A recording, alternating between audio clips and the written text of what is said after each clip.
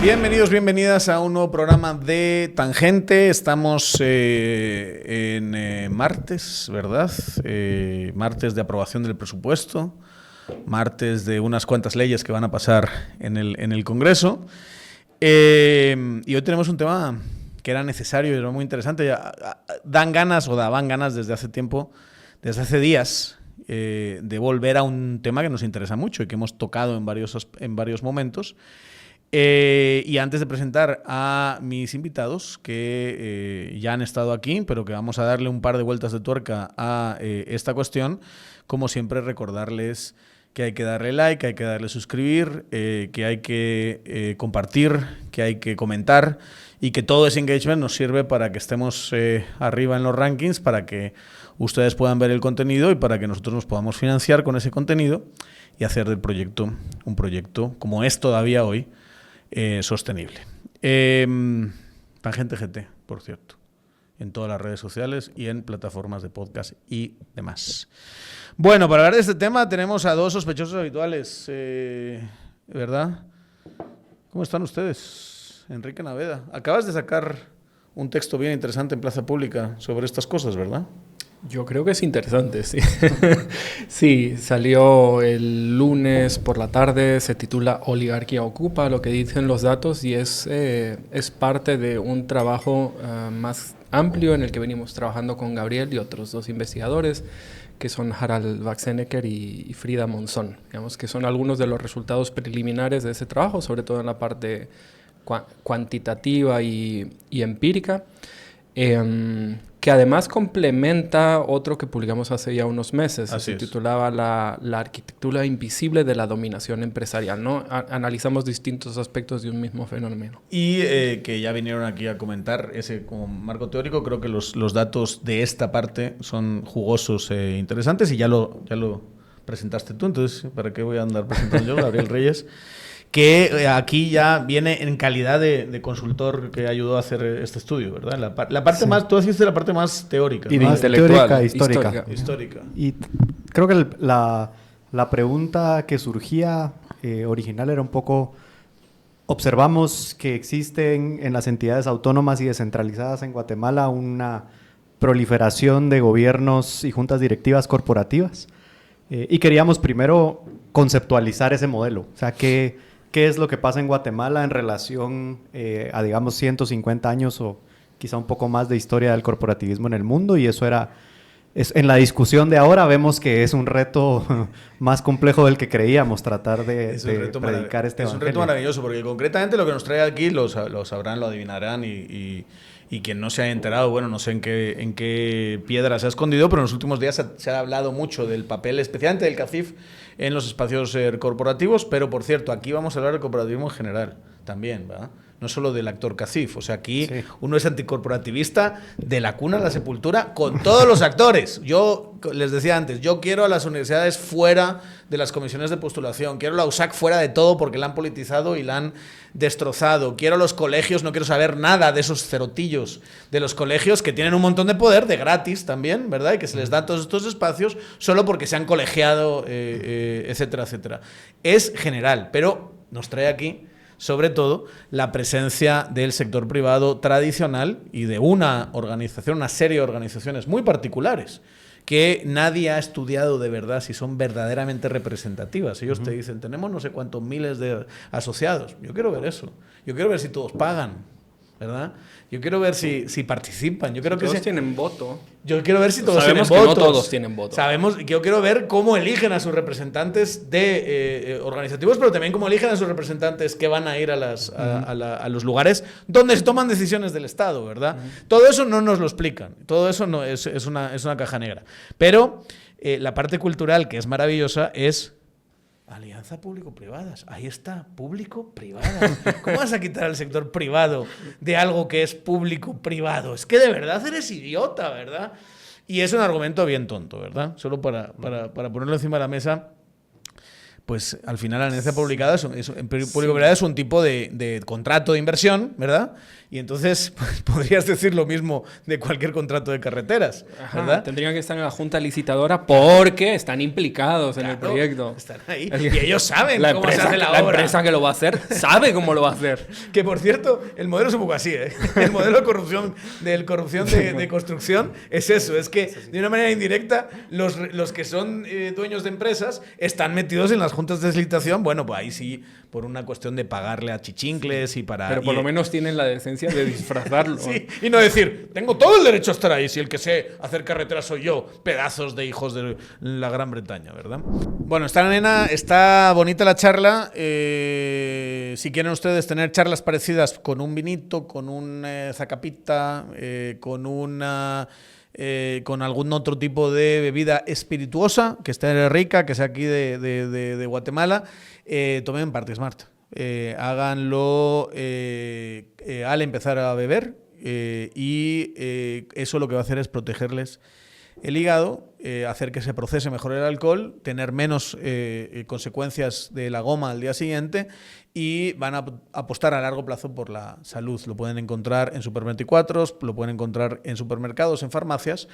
Cómprense la cajita, es más que asequible y lleven siempre sus 2 o 3 pastillitas. En el aniversario que fue el sábado, yo no pude ir porque estaba cuidando a niños, que es lo que me toca, y ahora soy más Uber que padre, como les pasará a algunos de ustedes, pero los amigos de Tangente que sí fueron, tenían ahí su Party Smart y me dicen que al día siguiente estuvieron nítido. Ya saben, aquí creemos y promocionamos a Party Smart. Pero bueno, luchamos contra una mentalidad hasta cierto punto. Y la idea de que hay un tuit maravilloso hoy, uno de los mejores, sin ninguna duda. No voy a entrar en otras cosas que dice ese mismo tuit y esa misma persona, pero Mario Rosales, yo por no decir los nombres, Mario Rosales, que es un tuitero / periodista. Yo lo conozco por tuitero, la verdad, porque lo de periodista, él está en Canal Antigua, yo no veo esa cosa, no, jamás, ¿verdad?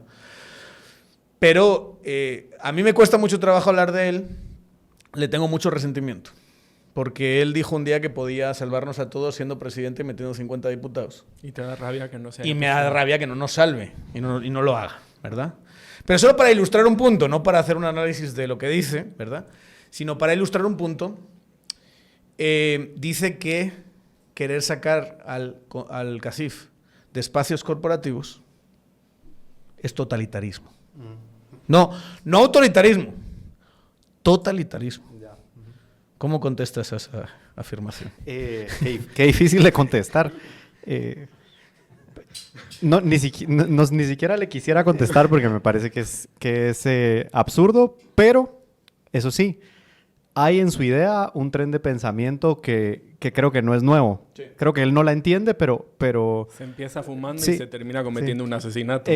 Y bueno, ¿qué es esta idea que parte de asumir que centralizar el poder en el Estado automáticamente tiende a convertirse en un totalitarismo, ¿verdad? Digamos, eso no es necesariamente cierto por varias razones y sobre todo cuando los poderes de decisión son sobre la implementación y decisión de políticas públicas, ¿verdad? Pero yo siempre creo que es importante, y perdón por hacer esta prédica, que conocer la historia del corporativismo es lo que resuelve buena parte de los problemas conceptuales que tiene Mario y otra gente, ¿verdad?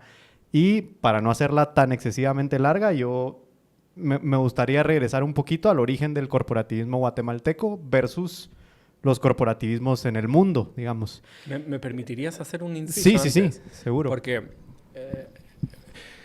Daniel ha dicho... Esto como agarrado aire, ¿no? Sí. Que voy a hacer una crítica. Este va a ser un tangente de 6 horas y media.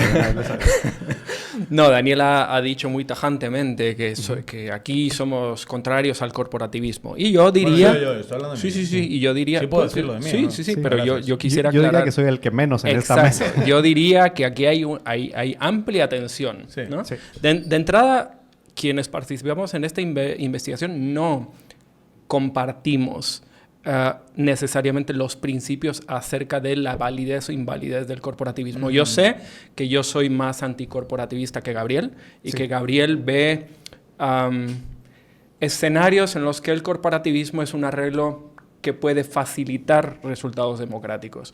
Desconozco lo que piensan, por otro lado, Harald y Frida. O sea, ¿qué pensábamos personalmente sobre la validez del corporativismo? No fue un motivo para participar en este estudio, ¿no? Y hay que decirlo, solo un añadido, hay un corporativismo serio, digamos, serio, que ha dado resultados en el mundo y demás.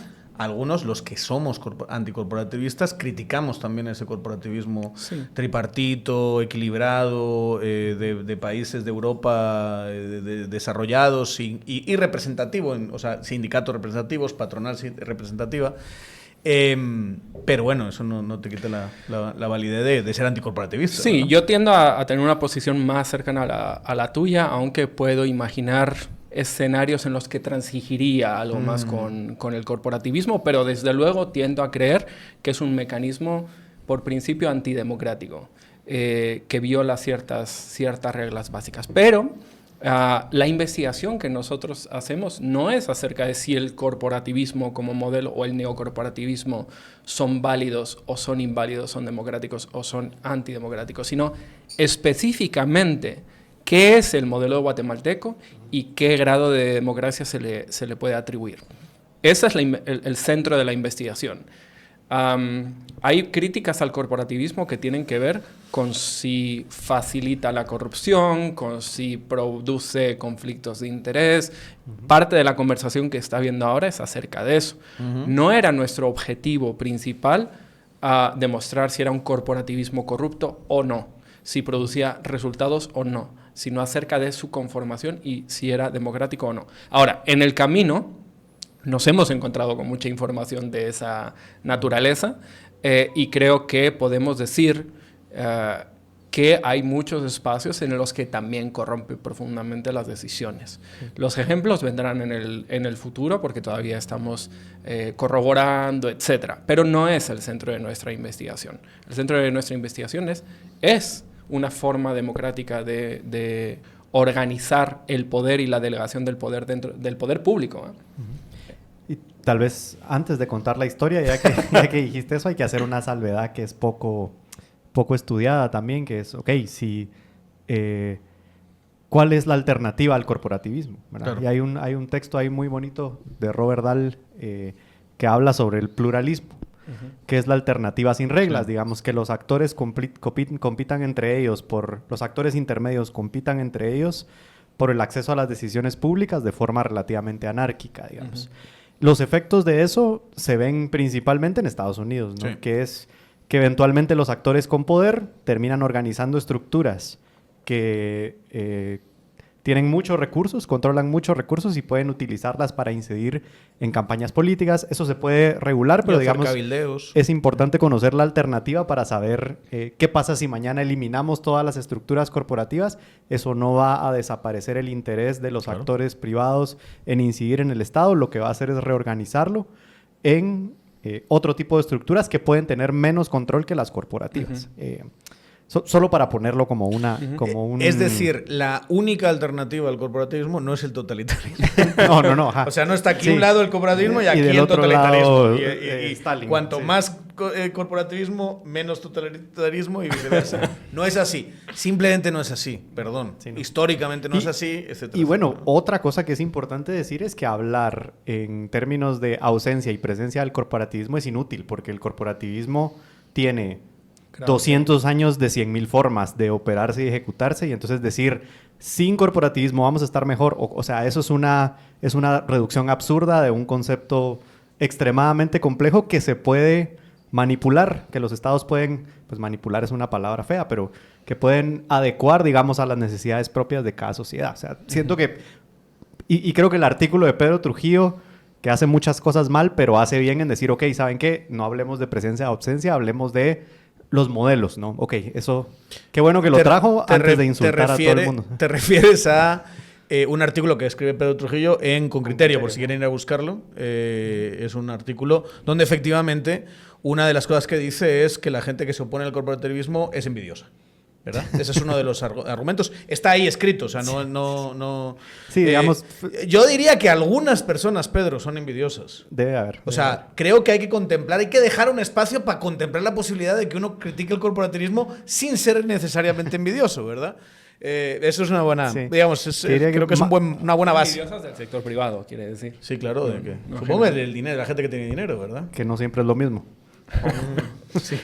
Pero bueno, más allá de eso, hacer el recorrido histórico es importante porque el corporativismo guatemalteco no es igual al europeo en el sentido de que su origen parte de relaciones diferentes de las estructuras de poder. Digamos, el corporativismo europeo surge de estados fuertes, mediando contra la crisis del liberalismo después de la revolución industrial y el surgimiento de los sindicatos y la revolución bolchevique.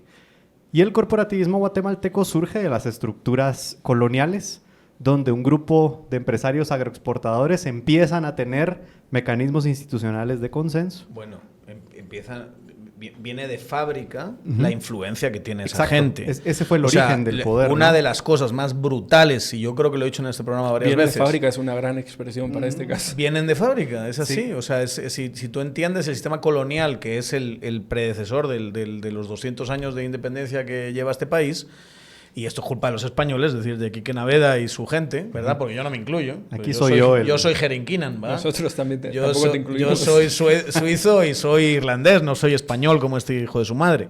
Pero ese modelo... Aquí la víctima soy yo. Es verdad, sí, así es. El Reyes es la víctima, ¿no? Tu perrito no camina y no juega como antes, se le ve que tiene sus problemas de artritis. Te invitamos a que compres Artrin de Brouwer, que es un suplemento para las articulaciones con sabor delicioso para él y una alta concentración de glucosamina y condroitín, que ayuda a mejorar significativamente la movilidad, a proteger las articulaciones y a aliviar el dolor. Con esto le puedes devolver a tu mejor amigo, a tu mascota, las ganas de moverse. Y recuerda siempre consultar con el veterinario, pero estamos seguros que te va a decir que sí a darle Artrin de Brouwer. Pero la esencia, y lo digo, una de las cosas que más me sorprendió fue leer sobre una cosa que se llama consulado de comercio en este país. Es decir, que es básicamente una institución colonial después de que la colonia se desvinculase, Guatemala, de la colonia. Y es básicamente una institución que hacía que el sector privado tomase decisiones de política pública. Eso era. Y cuando digo sector privado me refiero a los grandes terratenientes del momento. Y ojo que habían 3 grandes decisiones que se tomaban ahí. Y vean cómo se refleja en lo de ahora. Decisiones sobre política monetaria, es decir, el flujo de dinero. Decisiones, digamos, haciendo una suerte de justicia mercantil. Decisiones de justicia mercantil. 2 empresarios en conflicto iban al consulado. Y ahí se resolvía, y decisiones de política de agroexportadora, de exportación-importación. Básicamente era el control de toda la política pública que existía en ese modelo de Estado, ¿verdad? Entonces el consulado era una suerte de junta directiva de nación. Sí. Pero hay que decirlo, estamos lejos de eso. Ha evolucionado Guatemala, nadie está diciendo que somos, digamos, pero sí hay una cultura de cómo se abordan las decisiones de política pública que está impresa, pues en este caso, en el corporativismo. El modelo se puede rastrear, o sea, la evolución del modelo se puede rastrear hasta la junta, digamos, decisora en el mecanismo de la independencia. Permanece en buena medida hasta la invasión de Morazán en 1929, digamos. Se detiene eso, pero cuando Rafael Carrera vuelve a tomar el control, la lógica de, digamos, de los Aycinena vinculados a Carrera era recuperar ese modelo y traerlo en adelante, y luego el rompimiento, digamos, final, pero de nuevo, creo que es parcial, es con la revolución liberal. Cuando los liberales dicen que es eso del consulado, hay que eliminarlo y construir instituciones modernas. Y lo que quiero decir es buena esa aseveración de no es que las cosas sigan así, pero durante la revolución liberal las instituciones, al tratar de modernizarse, chocan y se construyen en tensión, digamos, con la cultura predominante de ese modelo. Nosotros en el estudio le llamamos protocorporativismo, porque es un modelo previo, digamos, a que exista el corporativismo como concepto, y al chocar ambos modelos, lo que se tiene es, digamos, la transición hacia algo que no es completamente moderno de la revolución liberal y que tampoco es completamente protocorporativista o colonial, ¿verdad? ¿Estás diciendo que el corporativismo guatemalteco no tiene como padre a Juan José Arévalo? ¿Es lo que estás diciendo? Entiendo. Ni siquiera estoy diciendo eso todavía, pero esa es una de las frases que a mí hasta me lastimé la espalda cuando la escuché porque me parece históricamente inadecuada. Estamos haciendo referencia a un artículo que salió en República, otros que se están luciendo en este debate espectacularmente. Y ese artículo hace unas afirmaciones históricas que son absurdas. Son absurdas. Porque, bueno, y la explicación a eso es porque luego...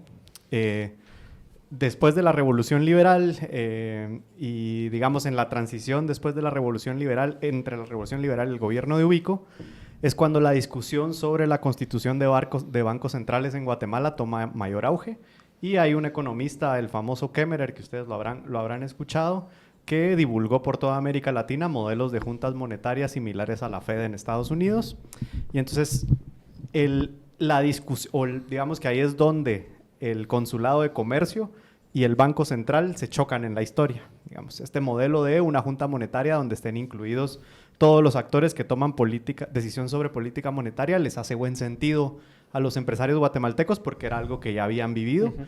Y es en ese momento donde, en esa discusión sobre los bancos centrales, se establecen, digamos, las bases del modelo corporativista moderno guatemalteco. Juan José Arévalo lo que hace es tratar de romper con ese modelo y traer un modelo neocorporativo basado en la premisa del tripartismo liberal, ¿verdad? O sea, Juan José Arévalo no está inventando nada. Claro. Digamos, Arévalo estaba diciendo un poco mucha... Hagámoslos más europeos, ¿verdad? Hagámoslos más europeos, démosle un poquito de más control al Estado en lugar de ese modelo de Kemmerer y de la versión más anárquica de la organización de juntas directivas que venía del pasado. Entonces, y eso es importantísimo que lo resaltes, y es: no puedes entender el corporativismo europeo sin entender los sindicatos. Sin sindicatos fuertes, exacto, que paralizaban el país y que ponían a todo el mundo, no puedes entender cómo evoluciona eso. Porque eso es un acuerdo de decir, estos hijos de su madre se organizan, nos paraliza completamente el país, vamos a intentar hacer un equilibrio y tener una mesa institucionalizada donde el Estado puede sentar a estos dos y hay dos versiones de eso. El posfascista. El posfascista, sí. Hay dos versiones de eso, ¿no? La versión fascista era los gobiernos autoritarios de Europa lo que hacen es vamos a eliminar a los sindicatos, digamos, y vamos a crear sindicatos controlados por el Estado donde nosotros podemos administrar la entrada y salida de quienes están ahí, pero ojo, hacen lo mismo con las gremiales empresariales. ¿Cómo se llamaba el sindicato franquista? USO o algo así. Había un sindicato... Es la misma idea, porque Franco nunca fue fascista del todo, ¿verdad? Siempre fue... Pero es el modelo franquista, el modelo de Salazar y el modelo de Mussolini, digamos. Una vez termina la Segunda Guerra Mundial y los autoritarismos europeos de primera mitad del siglo pasado caen, lo que describe Schmitter en su famoso texto es, el siglo del corporativismo no se acaba, sino que evoluciona en un modelo en el que las benevolencias de ese sistema evolucionan en que puede ser que exista un escenario en el que sindicatos independientes, empresarios independientes y un Estado fuerte y tecnificado puedan coexistir en un modelo de toma de decisión tripartito. Eso en Guatemala nunca ha existido. O sea, nunca ha existido, primero, un Estado independiente, absolutamente independiente de las decisiones de las gremiales. Y podemos compartir ahí un texto de Schneider que demuestra muy bien cómo en América Latina eso no ha existido. No han existido en Guatemala sindicatos independientes, fueron aniquilados por la represión de la segunda mitad del siglo pasado. Muy difícil, que existan en el mismo sentido europeo cuando tienes tanta ruralidad y tan poca industria, ¿verdad? O sea, es dificilísimo, ¿no? Y yo cuestionaría ahora incluso que exista un aparato gremial empresarial completamente independiente de los otros. Sí. Que es otra cosa que creo que es de la que menos se discute en ese escenario. ¿Qué tanto hay un aparato gremial representativo e independiente de los intereses del Estado? ¿Y qué tanto ya es una amalgama de extracción la que han establecido empresarios con el Estado? Pero eso puede ser motivo de otra discusión. Pero en principio, ese modelo neocorporativista que describe Schmitter y que creo que es el que utiliza a Pedro Trujillo como referencia, nunca ha existido en Guatemala, y lo que argumenta Schneider es que en América Latina tampoco. Sí. Y que no puede existir, y que no puede existir, las condiciones previas, las condiciones estructurales previas, ¿no? El tema aquí es, digamos, esto es obviamente una base de discusión. Lo que hace el estudio que han organizado ustedes y que tiene esa segunda parte publicada desde ayer en Plaza Pública es irse a los datos. ¿Qué nos dicen los datos de cómo opera, cómo funciona ese corporativismo? Porque al final tienes una realidad de las dinámicas políticas, de las tomas de decisiones, de los intereses de los actores. Eso lo tienes que estudiar en Suecia, Noruega. O sea, no vale solo decir, como hay en Noruega, ya está. No discutamos más aquí, ¿verdad? Que es un poquito lo que te dicen algunos de estos defensores del corporativismo. Yo sé que ustedes no, pero yo pagaría porque tuviéramos algo así. Pero bueno, es como... bueno, ni siquiera es eso. Pues, es eso. El tema... Claro, porque hubiésemos tenido también otra historia y otro país y otras características. Pero, por ejemplo, digamos, para no decir nombres, hoy también estabas leyendo una columna de La Hora, y en La Hora hacen esta cosa de que le preguntan a varios expertos, y uno de los expertos que preguntaban era un abogado Quesada del CIEN, que es un tipo simpático, decente, ¿no? O sea... Pero él lo planteaba como todo el que está diciendo y quejándose de esto, de que el CACIF esté en la junta directiva de APPs, es irracional y es para show y es una cosa despreciable, ¿sabes? Así, de primeras. Me estoy empezando a sentir mal. Y lo hacen así por eso, ¿no? Hay una pátina de ese argumento del resentimiento, de la envidia, de no sé qué, que es como buena parte de estos ataques ha sido... o de la discusión, ¿no? Ha sido, atacan al sector privado. Perdón. Primero que es sector privado, ¿verdad? O sea, a mí me gustaría poner a todos los empresarios enormes, grandes, medianos, pequeños, en un mismo lugar y decir quién se siente representado por el CACIF. Yo creo que solo los enormes se sienten verdaderamente representados. Tú hablas con empresarios grandes en este país, te dice, yo ahí no tengo, en ese club yo no tengo nada que decir. Yo no tengo influencia en lo que, lo que llaman... los boys, ¿no? Que es una cosa que a mí siempre me ha parecido muy cutre y muy chusca de Guatemala, de llamar a esta gente los boys, ¿va? Fuera de eso es una representación súper chiquitita, ¿no? De unos intereses, claro, son muy grandes esas empresas, pero eso no significa que representes a todos los empresarios, ¿verdad? Ese es un problema.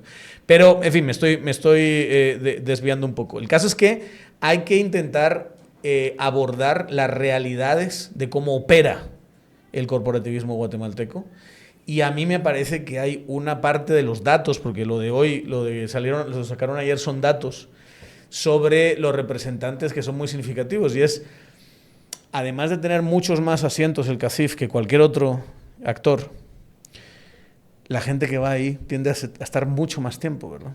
Y esto es importante, ¿por qué? Sí, mira, la investigación que estamos haciendo trata de comprender la parte teórica y la parte histórica, como explicaba Gabriel, trata de comprender la estructura, pero la estructura no de un espacio corporativo, sino del conjunto y del conjunto de relaciones que se generan.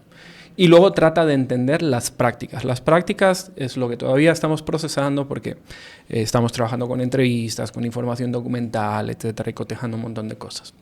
Pero sí tenemos ya bien comprendida la parte histórica y la parte de la estructural. O sea, cómo el conjunto de diseños de las distintas instituciones interactúa entre sí. Entonces, en lo que publicamos en junio, explicamos la cantidad de lugares que ocupa el Estado, la cantidad de lugares que ocupa el sector privado, la academia, el sector laboral. Como decíamos al principio, el sector laboral es clave para explicar históricamente el corporativismo. El sector laboral solo tiene 2 entidades representadas de 175, o sea, para que vean lo marginado que está. Y la sociedad civil, ¿no? Y nos dimos cuenta que aproximadamente Número de representantes de la academia es el 9%, del sector privado el 30%, del Estado el 46%, de lo laboral el 3%, sociedad civil el 12%. Pero esos números crudos nos dicen cosas, pero no nos dicen todo. Luego empezamos a mirar las relaciones entre ellos y el poder de cada espacio mediante un análisis de análisis de redes sociales, ¿no? Y lo que nos dimos cuenta es de que de las 8 o 9 instituciones con más poder, 7. 3 son públicas, el Mineco, el Ministerio de Finanzas y el MAGA, y las otras 5 son privadas. Y voy a hacer 2 matices acá. La segunda más poderosa es el CACIF, por el lugar que ocupa en esa telaraña de relaciones, el CACIF. La tercera es la Cámara de Industria, que es CACIF. La sexta es Camagro, que es CACIF. La séptima es la Cámara de Construcción, que fue CACIF, y no sé si ya haya vuelto a ser CACIF, pero la dirige el hijo del exdirector ejecutivo del CACIF. Y la octava es AGEXPOR, que es CACIF. La más poderosa, por su posición en la red, es el Ministerio de Economía. Que en este gobierno no, pero en todos los demás ha sido CACIF. Digamos, CACIF ha nombrado ministros. Te voy a cuestionar un poquito si en este gobierno no, fíjate. Bueno, por lo menos en algunos viceministerios sí, es desde gente luego, del CACIF. Desde luego. Pero digamos que ha sido menos complaciente. El Ministerio de Finanzas, que muy a menudo ha sido CACIF. No siempre, pero muy a menudo.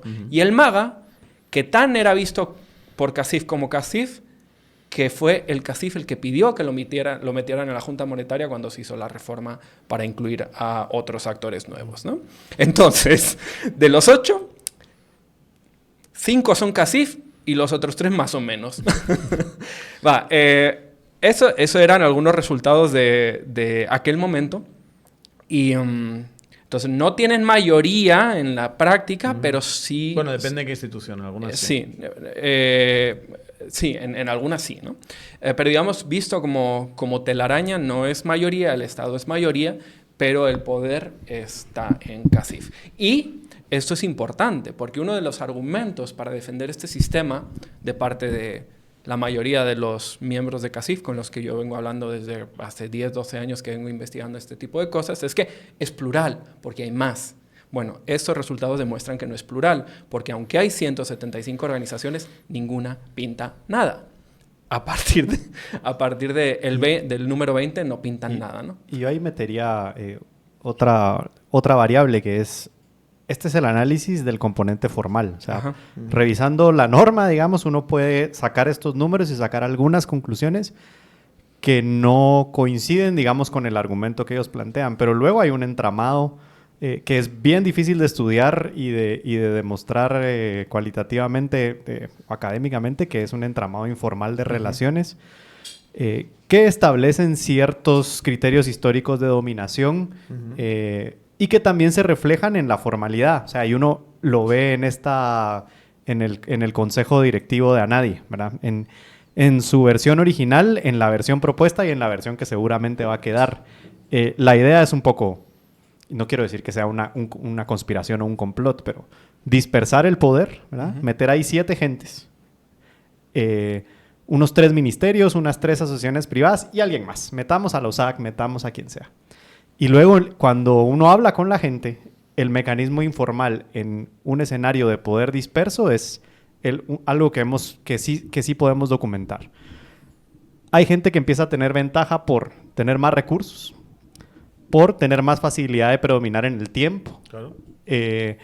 Por tener capacidad de lo que nosotros le llamamos, de ejercer lo que le llamamos en ese estudio el canto de sirena. Es decir, que esto se vuelve muy abstracto, pero es la aspiración de clase de los otros actores que están en la mesa, suele verse reflejada en las interacciones y suelen volverse complacientes con el empresario. Digamos, son normas informales. No estoy diciendo que esto sea así de facto en todas las instancias, pero son patrones de comportamiento. La aspiración de clase o el intercambio de favores, ¿no? O sea, en más de una ocasión nos contaron la historia de la madre de un sindicalista que enfermó en un lugar recóndito y alguien de los boys, dirías tú, mandó el helicóptero para recogerla y traerla al hospital. Eso explica a veces por qué los sindicatos votan igual que los empresarios en contra del voto del Estado.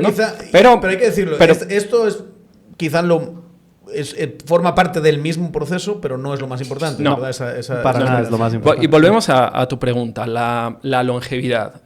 Lo que publicamos ayer en un texto que se titula Oligarquía ocupa, lo que dicen los datos, es un reflejo o una prueba de la hipocresía, no sé si reconocida y deliberada o simplemente pasada por alto, de estos que dicen todo el tiempo es necesaria la alternancia en el poder público y ningún mandatario ni nadie debe permanecer ahí más de la cuenta, cuando en realidad son ellos los que más tiempo promedian en estas instituciones para las que nadie les ha elegido popularmente, ¿verdad?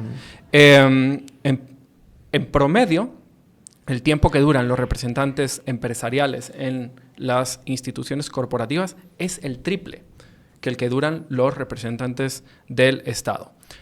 Están ahí con los de la sociedad civil, de hecho los de la sociedad civil incluso duran un poquito más, pero el número de los representantes empresariales es el triple, claro. Y en instituciones mucho más fuertes, de mucho mayor poder. Entonces eso Y perdón, una interrupción ahí, eso desmiente también la posibilidad de la existencia de un modelo neocorporativo, porque buena parte o una pata muy importante de un modelo corporativo son estructuras de servicio civil técnicas y permanentes en los estados. No puede existir un modelo corporativo en un estado que no es capaz de sostener en el tiempo a sus técnicos especializados en temas puntuales que resuelven las instancias tripartitas corporativas de esos estados, como cuestiones de salarios, de política monetaria, etcétera. Eso no existe acá. ¿Qué ocurre entonces con esto? Bueno, pasan muchas cosas. Voy a mencionar solo dos. La primera es que la permanencia te otorga muchísimos recursos sobre una institución. Cuando tú eres el que no cambia o cuando tú eres el que menos cambia... Y solo para ponerlo en perspectiva, Quique, estamos hablando de gente que lleva 40 años, 30 años, 25 años, ¿verdad? Cuando tú no eres... cuando eres el que no cambia, te conviertes, por un lado, en la memoria institucional. Sí. Y yo recuerdo que en el libro Rendición de Cuentas, Juan Alberto Fuentes Knight, después de ser ministro de Finanzas, dije, bueno, llegamos ahí a la Junta Monetaria y los únicos que conocían lo que había pasado y por qué se habían tomado ciertas decisiones hace 4, hace 8, hace 10 años eran los representantes del CACIF. La broma es que son los que tienen la llave de la oficina cuando uno llega. Y los que le abren al ministro. ¿Y qué podía hacer uno ante un argumento de esa naturaleza? No, esto lo decidimos por tal y tal, si uno no había estado, ¿no? Se convierte en una profecía autocumplida. Como estamos tantos, nos convertimos en los garantes pero no son garantes realmente, son actores políticos que lo usan, a mi juicio, a su favor y tenemos alguna... Entonces, por un lado, eso. Por otro lado, desarrollas tanta relación con el staff, con los equipos técnicos, que te conviertes en su jefe y en su promotor. Los asciendes, los escoges, recomiendas a uno y al final terminan rindiéndote cuentas a ti. Tenemos varias entrevistas. Bueno, porque eres el que te quedas. El otro va y viene y el que siempre está ahí eres tú. El que probablemente le recomendó para que entraras, en fin. Es muy simpático que en una institución, en el INTECAP, esto lo ratifican varias entrevistas, el INTECAP le estaba dando mejores precios. INTECAP es una institución pública, Instituto Técnico de Capacitación para los trabajadores. Había la intención de hacer cursos de inglés, por cierto, concedidos a partir de un presupuesto que cabildeó el sector privado a través de uno de sus diputados en el Congreso, 50 millones, pero que se canalizaron a través de un ministerio. Y el ministerio estaba pidiéndole precio para esos cursos al INTECAP, y el INTECAP le dio un precio. Luego el ministerio se enteró de que a una de las cámaras del sector privado le ofrecían un precio más barato y llegó a preguntar y dijo, ¿pero por qué? Dijo, porque ellos son de la casa. El sector privado es el dueño del INTECAP para los trabajadores, para algunos trabajadores del INTECAP, ¿no? Así se ve y eso tiene que ver con la configuración de la mesa. Con la configuración de la mesa, con la permanencia, con el discurso que se maneja en muchas ocasiones. Y estos son dos elementos claves. Hay una persona que identificamos, puede que haya más, pero digamos, los datos son bastante precarios, por lo que los registros están muy incompletos. Hay una persona que identificamos que suma 84 años en juntas directivas. Y no es un error. No es que sume 80. Nació ahí. No es que sume 80. Por ahí sí, ha de tener. Pero digamos, no es que al estar en 2 o en 3. Sí. No es que sume 84 pero digamos en años mismo, seguidos. Pero sí lleva, ¿qué? 50 años en juntas. En una lleva 40.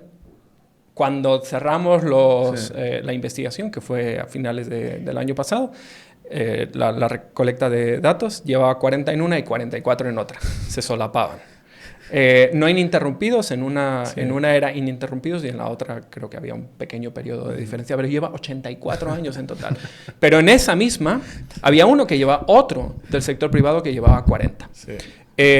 También hay funcionarios muy longevos, no hay funcionarios de 20 y de 30 años, son muchos menos. A ver, no quiero dar la impresión de que esto es la regla.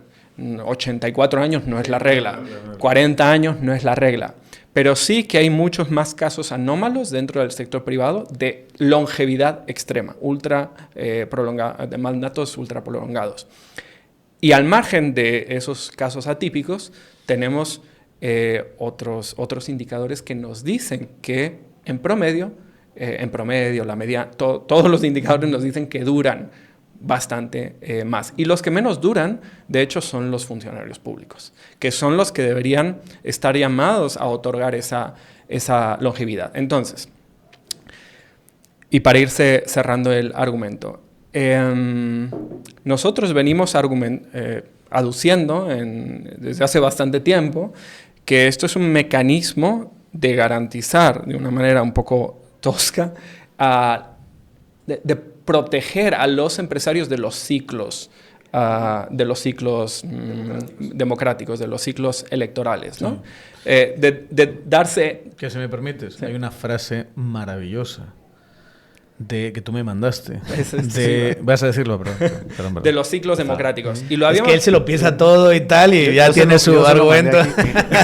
Este texto lo habíamos escrito, no sé, entre el jueves o el viernes, y habíamos puesto ese argumento. Y creo que el viernes o el sábado, yo te lo mandé a ti, pero a mí me lo mandó Gabriel. No hay colusión. El presidente del CACIF, Charles Blanch, lo enunció casi literalmente, pero como algo bueno, que es... Gobiernos van y vienen, ministros van y vienen, pero el CACIF aquí sigue. Los empresarios aquí se quedan para siempre. Solo superada esa frase por el lema del ENADE de este año, que era "estamos en todo". Estamos en todo, y literalmente. Que es así como para, en la reunión en la que están poniendo el ENADE, mucha, mejor ese título no, porque eso es lo que dicen de nosotros. Estamos en todo. A ver, el título del CACIF, el título del ENADE creo que salió 2 o 3 días después de que nosotros publicáramos la primera parte, la de "están en 67 espacios". Yo dije, ¿cómo no se me ocurrió? Estamos en todo. Si hubiera esperado 2 días más, le habría titulado "estamos en todo", porque están en todo. Sí.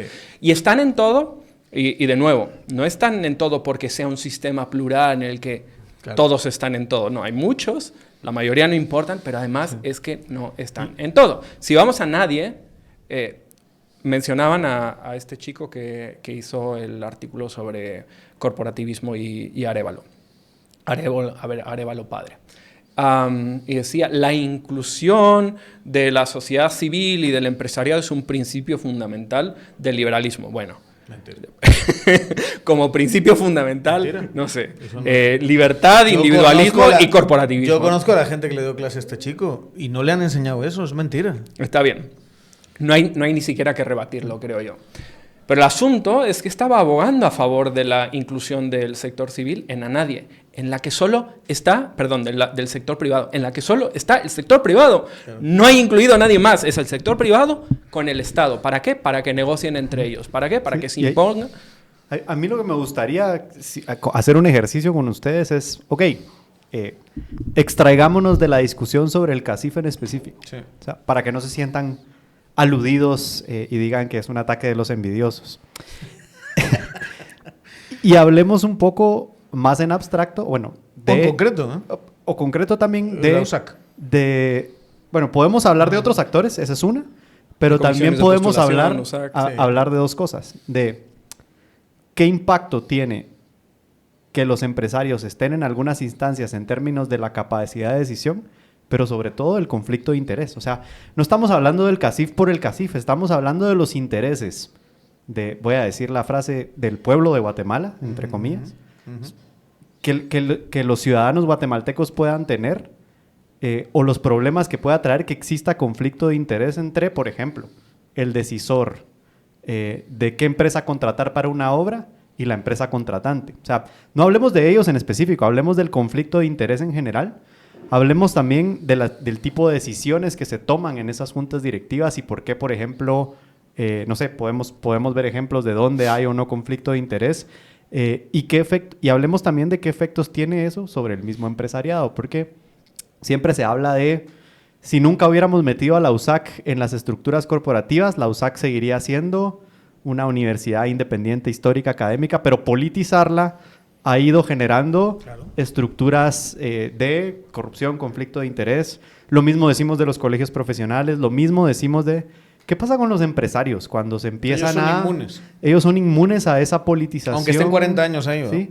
A estar nadando en piscinas de recursos públicos donde sus empresas o las empresas de sus amigos están incluidas. Yo incluso diría, es un beneficio para el sector privado para sanear su propia estructura, salir de esas instancias como lo sería para la USAC, pero lo propongo porque...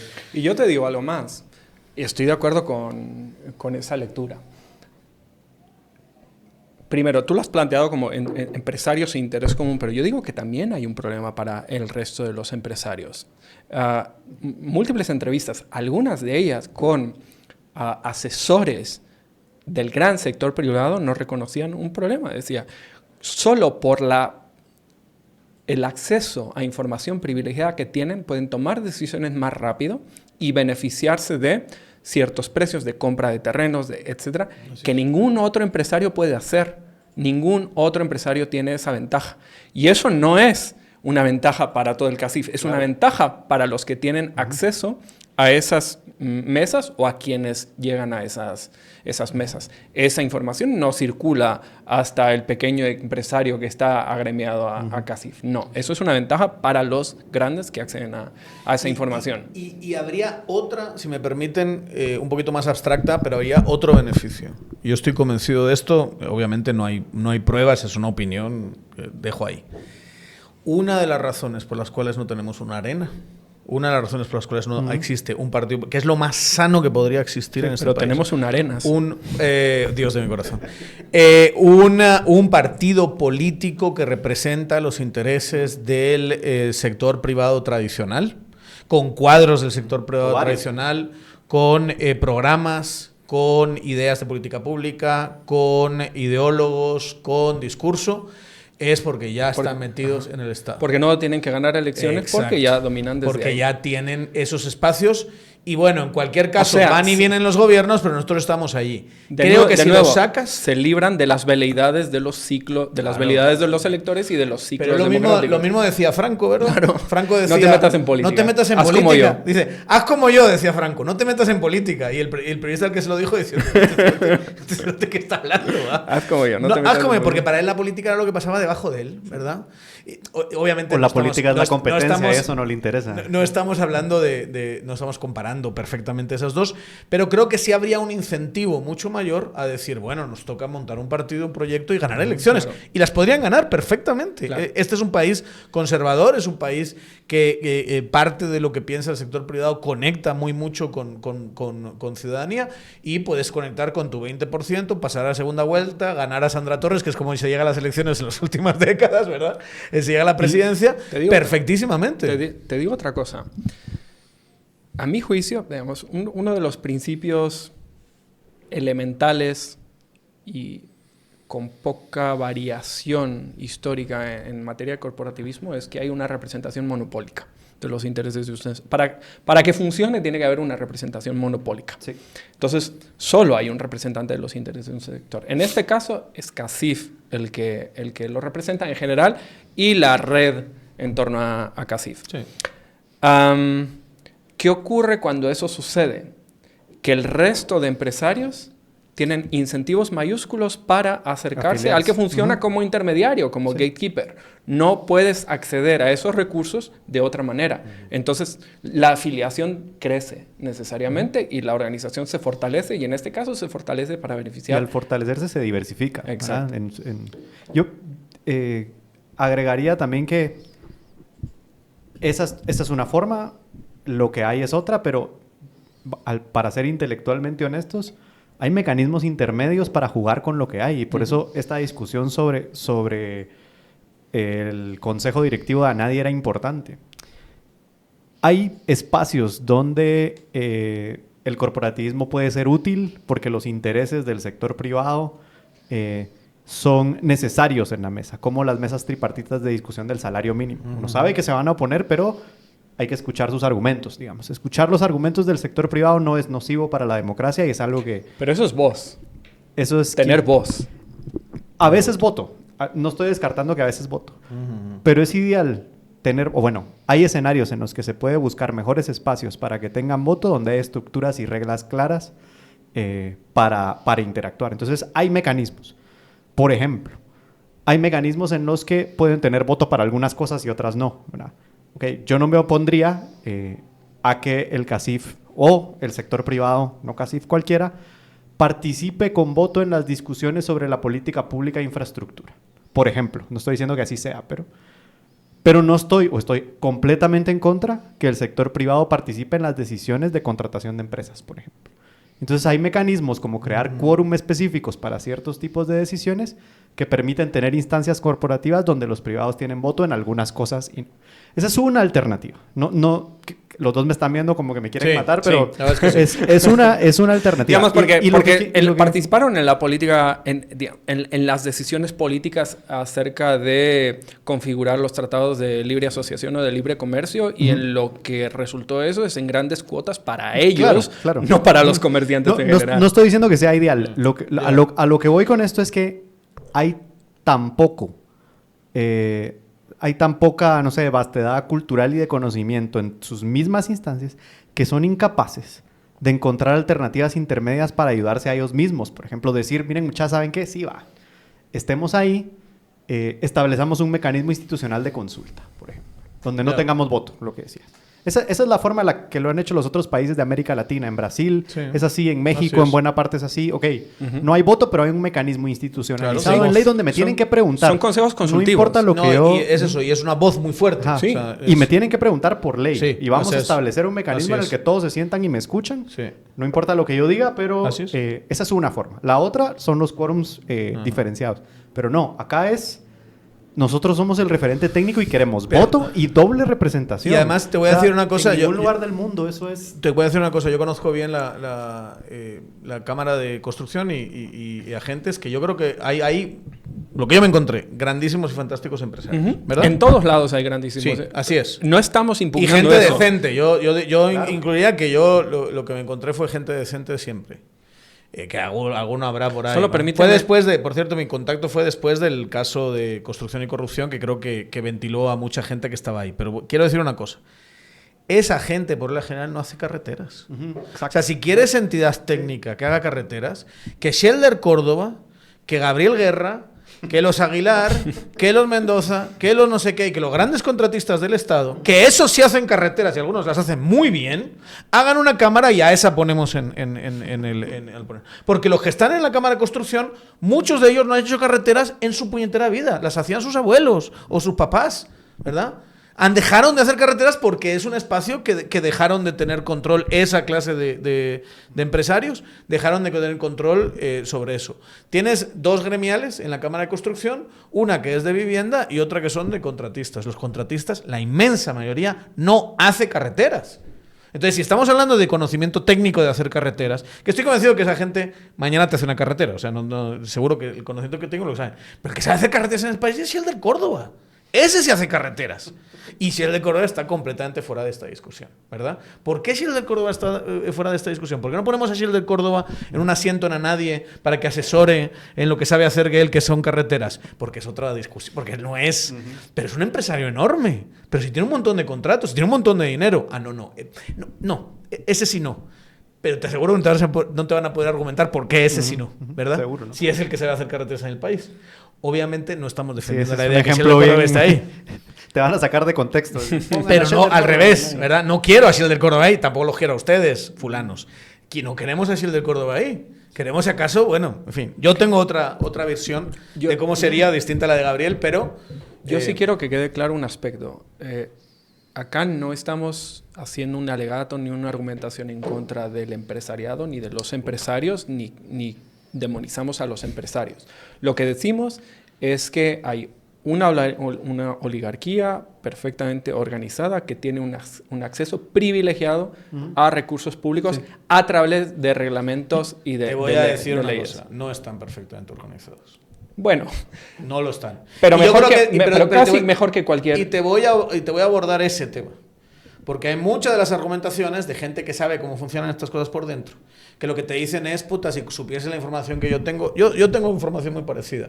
Están fragmentados, es caótico. Muchas veces cada uno tiene su espacio. No es así como un gran Sanedrín donde todos toman la decisión y demás. Eso es una realidad. Es que la realidad del sistema político guatemalteco es que está fragmentado todo. O sea, el Congreso no tiene las bancadas que tiene. El Congreso tiene como 40 grupos distintos, algunos de dos personas. Pero está mucho mejor organizado. Para empezar, las decisiones... En términos relativos, seguramente sí esté mucho mejor organizado que los otros. A eso me refiero. Y que no es lo mismo perfectamente organizado. Acepto el matiz. Mucho mejor organizados, la información fluye más, tienen equipos de consultores grandes, es decir... les da una ventaja mayúscula. Y no es al empresariado en general, es a unos grupos empresariales muy concretos. Y aquí quiero hacer otra salvedad. Porque dicen, bueno, pero no sé quién que pertenece a no sé qué grupo está ahí ahora. No está ahí por ley y no es una silla concedida directamente a un grupo empresarial. En Anadie son dos cámaras, bueno, la cámara y la coordinadora, las que tienen acento con nombre y apellido y cargo. No es como, nombraron a alguien que venía de otra empresa. Claro. Ese es otro problema, que es lo que sucede cuando nombran de ministro a un expresidente del CACIF, por ejemplo, ¿no? Pero es un problema diferente. No es el problema del corporativismo en el que a dedo se le asignan sillas a cámaras determinadas. A cámaras y a instituciones determinadas, por no quedarnos solo en el sector privado organizado. Yo quisiera abordar otro argumento que me parece que es muy relevante. Y es cuando, en medio de todas estas discusiones... gente que sabe cómo funcionan las cosas de dentro te dicen, pero somos minoría. Y como somos minoría no ganamos todas las votaciones. Bueno, faltaría más encima. Fulano. Pero no solo eso. Si a mí me regalan un 20% de los asientos del Congreso, no tengo mayoría, pero no deja de ser un privilegio. Es un privilegio y eso es... Depende qué veto. Yo voy a ponerte un ejemplo muy concreto que va a pasar el año que viene. Para pasar la terna de superintendencia de bancos, que es un puesto absolutamente clave e importantísimo, ¿verdad? Hacen falta 2/3 de la Junta Monetaria. Ahí tiene 2 asientos el sector privado. Entonces, sí, dentro de los que están, si todos los demás se ponen de acuerdo y aíslan al sector privado, pueden pasar una terna en la que no esté de acuerdo el sector privado. Pero claramente al poner 2/3 y al tener 2 asientos del sector privado ahí metidos, les das una capacidad de negociar quién es el superintendente de bancos muy clara. Necesitas uno más para vetar a cualquiera. Claro. Entonces, y a veces sí hay dinámicas dentro de la Cámara de Finanzas donde a veces otros actores asoman la cabeza y demás, pero la historia de Guatemala ha sido que has tenido 2 y cuando estás hablando de esa terna y del super, le estás dando al sector privado, a los mismos que tienen esas cuotas de mercado y ese poder, les estás diciendo veta o no veta la terna que va a elegir el presidente para tener superintendencia de bancos, que luego tiene un poder el superintendente de bancos de primera categoría. Entonces, no me digan que eso no es por un privilegio porque no son mayoría. Te están regalando. O sea, si hubo una discusión, me acuerdo, en los acuerdos de paz, donde las FARC les iban a dar como 10% de los asientos del Congreso y la gente se escandalizó y con razón. ¿Cómo le vas a regalar a las FARC solo porque pegaban tiros antes 10% del poder en el Congreso? Les haces un actor que puede negociar ese 10% con otros actores. Y más cuando el sistema es fragmentado. Es que es delirante que tu argumento sea, es que como no son mayoría, no es un privilegio. Ay, come mierda, 35 veces adelante, 35 veces hacia atrás. Y a mí hay otro argumento que me resulta doloroso, que es uno de los que más se repiten, es nosotros garantizamos el componente técnico de las decisiones. Y yo, amigo, la peor forma de ser técnico es politizarte. O sea, cuando entras a la junta directiva, dejas de ser un actor técnico y te convertís en un actor que tiene que negociar, por el ejemplo que ponías, ¿no? O sea, tu decisión deja de ser técnica cuando tu voto tiene peso político. Si querés ser un actor técnico, salite de ahí y manda a hacer tus estudios técnicos y ponerlos sobre la mesa y hace tu incidencia y hace bulla, etcétera. O la fuerza de la burocracia, donde sí hay burocracias, que son kratos, es un poder, y que eso sí es, es un espacio, y es un espacio de poder, pero es un espacio de poder basado en lo técnico. Quiero volver después al tema del veto porque está en el origen de la investigación, de la hipótesis de investigación cuando nos la planteamos, pero no quiero dejar de poner un ejemplo anecdótico, pero muy interesante. Me lo contó un exministro que es muy cercano al sector privado y ha estado siempre muy cerca del sector privado. No piensen que es un opositor, es alguien muy cercano al sector privado y que estaba defendiendo el papel del sector privado en la Junta Monetaria. Ajá. Y me dijo, bueno, pero Enrique, y este es un argumento habitual de ellos, pero tal y como está conformada, ahí hay intereses contrapuestos del sector privado, porque están estos y pues, Cámara de Industria, Cámara de Comercio, bancos, la Cámara de Industria y la Cámara de Comercio tienen un interés distinto con respecto al tipo de cambio, a uno le interesa más bajo y a otro más alto, porque uno importa y el otro exporta, entonces se cruzan los intereses y ahí se mantienen. Le dije, bueno, pero los propietarios de los bancos y los propietarios de la industria y muchos de los comerciantes son los mismos. En última instancia, los dueños están tan diversificados que tienen intereses en todos lados. Me dijo, sí, es verdad, ¿sabes cómo solucioné yo el problema que tenía como ministro de Finanzas? En lugar de hablar con los que iban a la Junta Monetaria, hablé con el jefe de ellos y le convencí de que lo que perdía por aquí lo ganaba y estoy hablando hay equilibrio. De que lo que perdía aquí lo ganaba en demasía por el otro lado. Entonces él le dio las órdenes a todos de que ya no se pelearan, que estaba claro dónde estaba su interés, ¿no? Pero volviendo al tema de los vetos. Cuando nosotros empezamos esta investigación, la planteamos casi que como un desglose de otra que estamos haciendo, que trata de comprender el papel de los espacios contramayoritarios en la democracia guatemalteca. Hay formas de contramayoritarismo que pueden ser democráticas, sobre todo cuando protegen derechos fundamentales de las minorías, y hay muchas otras formas de contramayoritarismo que son antidemocráticas, erosiona la democracia. Y queríamos comprender esto. Partíamos de la idea de que potencialmente el corporativismo guatemalteco era antidemocrático, ¿no? Y que eran espacios en los que las minorías gobiernan en contra de las decisiones delegadas de las mayorías, ¿no? Es decir, de los legisladores, de los funcionarios públicos, ejecutivo, etc. Y pensábamos que para lo que servían estos espacios no era para mover la agenda hacia adelante, para maximizar las agendas propias, sino para vetar el cambio. Cuando un sistema está configurado de tal manera que te beneficia, no necesitas hacerlo avanzar, aunque si avanzaras pudieras ganar más. Lo que necesitas es que no cambie. Entonces, el mecanismo fundamental que se busca es el veto. En teoría de instituciones contramayoritarias, hay autores que examinan cómo estas instituciones se generan en los momentos de transición hacia las democracias. Y son concesiones de las democracias, no son mecanismos democráticos, son concesiones que se les hacen a las élites para garantizarles de que no van a perder todo lo que ya tienen, ¿no? Y el ICSI, la Junta Monetaria de Arévalo, es un ejemplo muy puntual de esa dinámica. De darles un espacio para que no es porque Arévalo haya hecho el corporativismo. Sí. Tranquilos, democracia, pero no tanto es la idea. Te vamos a garantizar que el voto popular no te va a despojar no te va a hacer perder, ¿no? Es una forma que son concesiones mutuas, pero... Y en la medida en que cambian los sistemas políticos, y Guatemala ha cambiado, y Guatemala está cambiando, y se está urbanizando, y está haciéndose más compleja, y hay más actores, y hay más intereses, esa correlación de fuerzas de una situación como esa, donde se le concede a estos grandotes un espacio, pierde sentido.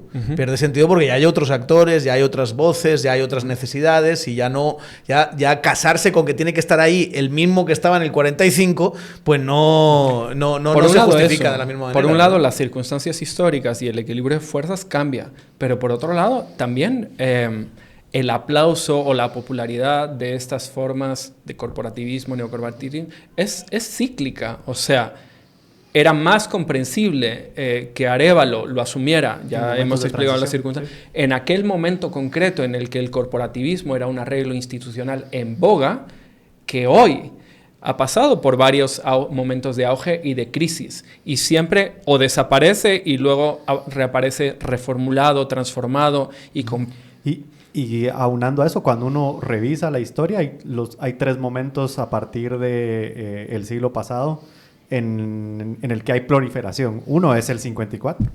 Luego otro durante las dictaduras militares y después del 85 también, digamos, en estos momentos de transición o de tensión entre democracia y autoritarismo suelen surgir más mecanismos corporativos porque hay tensiones, digamos, entre las élites y los actores reformistas, ¿no? Yo tal vez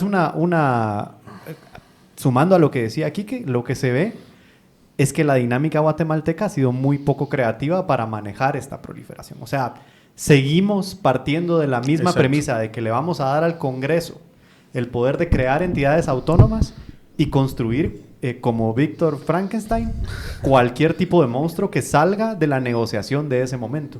Y ese ha sido en parte el peligro, ¿no? Como el Congreso puede crearte cualquier autónoma y poner ahí, si quieren poner a Gabriel Reyes, lo ponen y ponen a uno del CACIF y ponen a... Y entonces, no es sugerencia, ¿eh? No está pidiendo... Y hay un documento de Schmirer al final, pues no ha muerto Schmirer, ¿verdad? Pero ya de los últimos que sacó, donde empieza a pensar, ok, ante estas tensiones hay alternativas para ir democratizando el corporativismo. Y de lo primero que habla es de lo contrario a lo que pasa aquí. Hay que estandarizar. Hay que generar estándares de entidades que pueden ser gobernadas de forma corporativa. Y otras que no. Y otras que no, según qué cosas.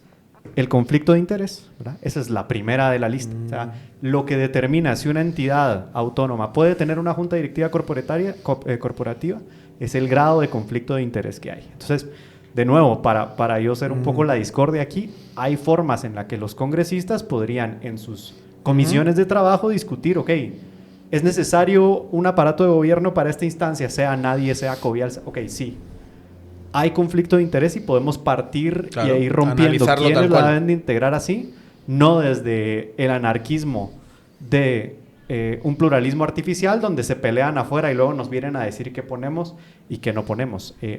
Y eso debería ser, creo, si no podemos romper con todas las estructuras corporativas que existen, el futuro del diseño de las autónomas en Guatemala. También poner límites a las duraciones de la representación. Muchas cosas. Rendición de cuentas. Sí. Cuando publicamos la primera... Mucha más información sobre dietas y tal, porque yo creo que hay algunos que se las están llevando...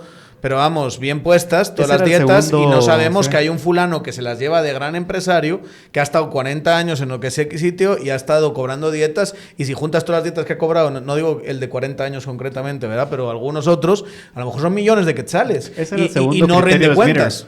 Ese era el segundo criterio que decía Schmirer. Uno es estandarizar para mitigar el conflicto de interés y el segundo es plena y absoluta transparencia sobre las decisiones, sobre los integrantes, etcétera, etcétera. Que no sabemos nada de las dinámicas internas del CACIF como para decir por qué eligieron a este y no a este, por qué estás representando este interés, por qué no está. Eso está cerradísimo y te van a decir esto es privado, no te metas. Pero bueno, si tienes un asiento en el Estado, no es privado, manito. Hay cosas interesantes ahí. No es algo que hayamos estudiado a fondo, así que voy a mencionarlo de manera muy general, pero algo que sale recurrentemente en las entrevistas es que la mayoría de actores llegan ahí desarbolados, casi no les ha dado tiempo a nada, no tienen recursos. Los representantes del sector privado suelen llegar en dupla, el titular y el suplente. A menudo uno de ellos es el técnico, el suplente, y el titular es el más político. Hablando de técnicos y políticos, ¿no? La peculiaridad es que el político vota, el titular vota y el político, el técnico tiene voz, o sea, tiene capacidad de convicción, pero el que toma la decisión es el político, ¿no? Sí. A veces abogados, exdiputados, a veces los técnicos han sido exministros, o sea, si tanto desconfiamos de los cargos burocráticos del Estado, es que a veces terminan ahí, en muchos casos terminan ahí representando al sector privado. A veces son ministros que vienen del sector privado y vuelven al sector privado en lo que técnicamente conocemos como puertas giratorias, ¿no? Y lo que genera la duda es de a quién estaban representando como ministros, si venían del sector privado y volvieron inmediatamente después al sector privado a ocupar las mismas juntas directivas representando distintos intereses, ¿no? Pero sí... tenemos esa peculiaridad, ¿no? De que van los dos, hacen mancuerna, pero el político es el que decide, no el técnico. Y yo no es que quiera proponer, porque si esto algún día pasa, no quiero que sea mi culpa, pero... Sí, porque te veo a ti como queriendo... O sea, yo creo que hay una discusión política donde se dice, mira, el modelo no ha funcionado... Es normal que ensayemos otro, ¿verdad? Perdón, y una última cosa. Cuando publicamos la investigación anterior, salió Carlos Barreda a decir, ojo, hablando de rendición de cuentas, pedimos no sé cuántas veces que vinieran representantes del CACIF al Congreso a rendir cuentas sobre esas decisiones y nos dijeron que no venían, que no tenían que venir. Y tienen que venir por ley. Y por eso yo diría que no sé si es necesariamente la forma, pero como está en Guatemala, es que en la Constitución dice que el Congreso puede crear entidades autónomas. Y ahí te ves, ¿verdad? ¿Cómo puedan ser esas entidades autónomas?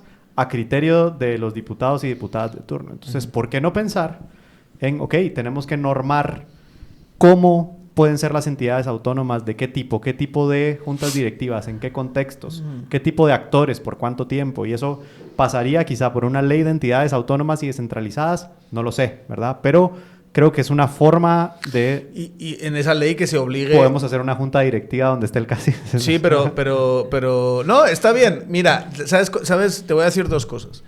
Una es que sí hay que normar la transparencia de esas entidades. ¿Sí? O sea, lo que no puede ser es que me vendas que lo que pasa en el CACIF es una caja negra de la que yo no tengo acceso, pero al mismo tiempo el CACIF tiene que estar ahí.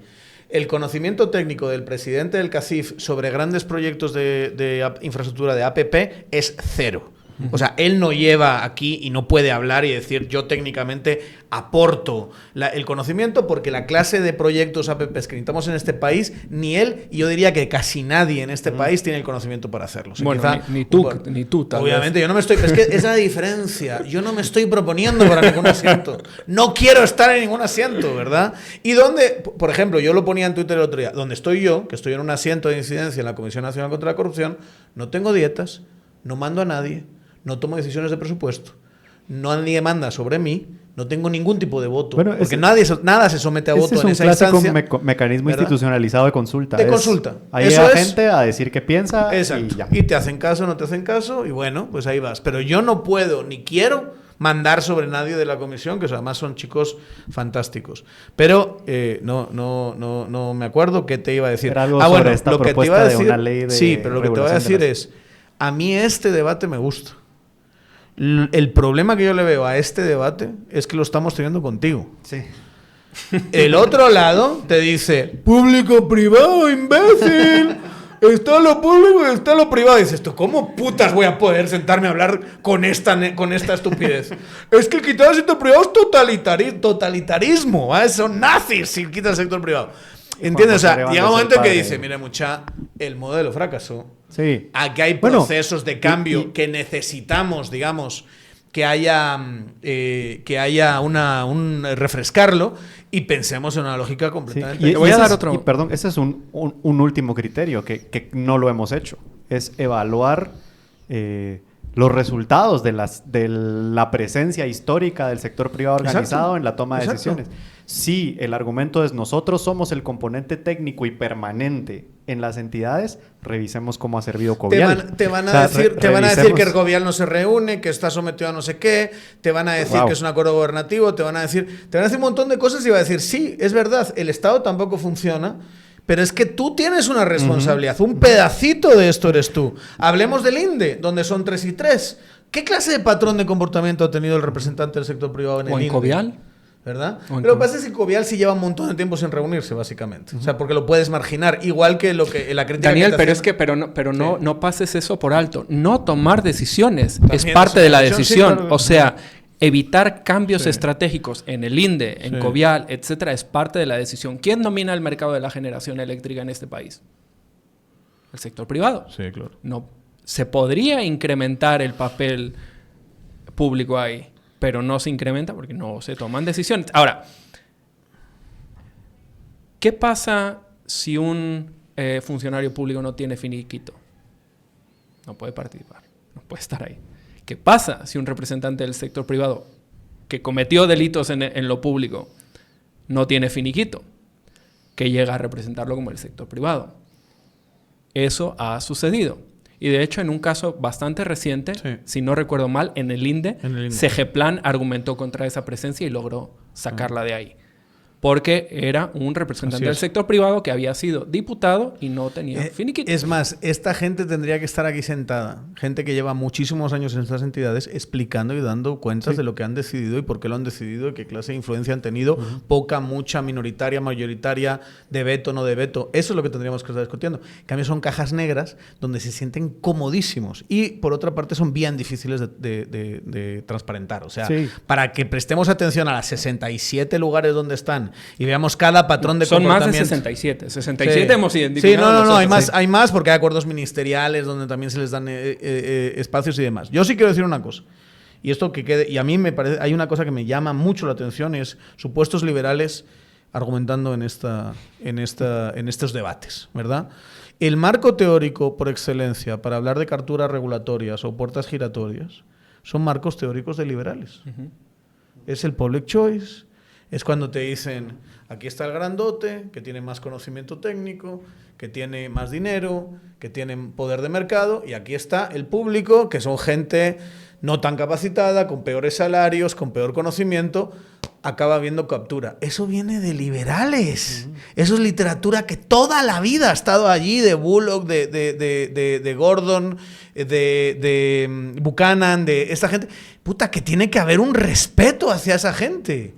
Nada, desaparecen de la discusión. Desaparecen de la discusión. No tienes a los supuestos autonombrados liberales citando a estos autores y diciendo, ¿será que cuando tú estás en el MAGA y eres un ingenierito del MAGA que normalmente está ahí contratado 2 o 3 años y que si te tienes que ir a otro lugar te vas a ir al mercado controlado por estas 3 o 4 empresas enormes?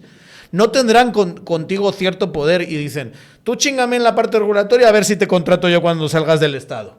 Y eso pasa constantemente. Por supuesto, el que está aquí sabe quién es en última instancia su verdadero jefe. Y eso pasa una y otra vez, y hay toda clase de redes de decisiones regulatorias en el MAGA, en el Mineco, no sé qué, donde esto está permeado por todas partes. Por todas partes. Tenemos que hablar de este tema. No se ha hablado en Guatemala. Hay que ponerlo encima de la mesa.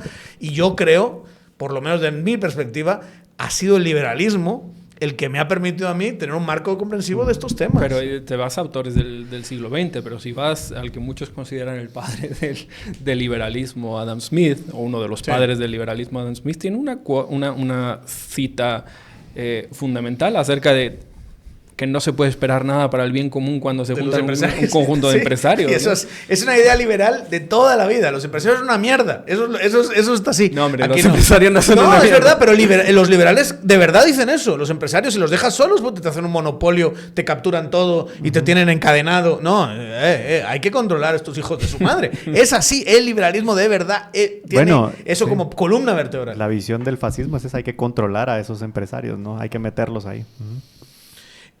Otra cosa que yo creo que es importante decir, ya para ir cerrando, mucha de la información que uno tiene de estas dinámicas, y les ha pasado lo mismo a ustedes en el estudio, pero yo lo tengo de hablar con mucha gente durante muchos años, viene del propio sector privado.